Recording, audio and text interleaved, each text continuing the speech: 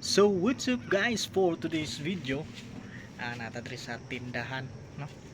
So karon ato ning ah tan-awon ng ato ang mga display, no?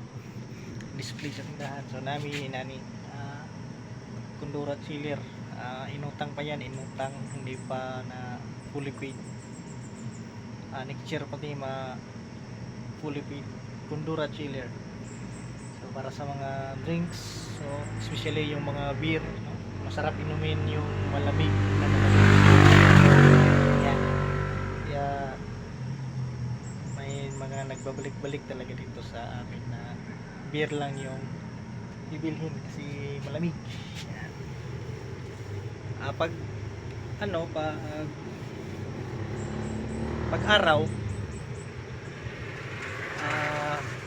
huhugutin namin yung saksakan niya para then magdamag siyang naka-on.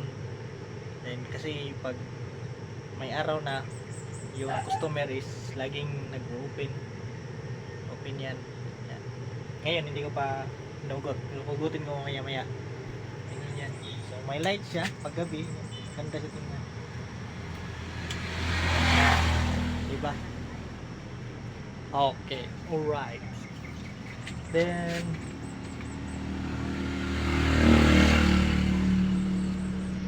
super dayon nito guys, no? Dari po sa gawa apod may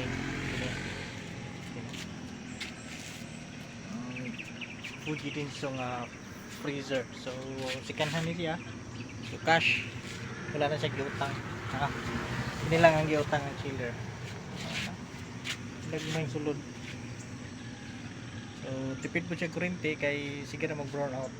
So tipid din sila kuryente kay every hour no brown out, tingnayaw maka-detect mo gid nga mahina yung kuryente niya. Sige gina siya ginay kay mo titit mo ni among kwan UPS. Nya magpitik-pitik ning gipalit na mo kuno nga IBR. Hina jud yung kuryente dire. Nasa 180 lang. Say mo kusog, maabot og 280. Wala nang kuryente dire ka dangan. Mo gay nang dangan kay kuryente. Dapat na kita kita. Bayuhay na ng ref. Ang sharp nga ref double door. Bayuhay kay nadaot gid sa klaro nga kuryente. So na may available ri guys, photocopying services, printing services na atin. No? Ay window wifi. So apil na din na siya sa kwan room. Bayron ng tax. No? Wifi. Na ako'y idungag sa akong pag-renew sunod tuig.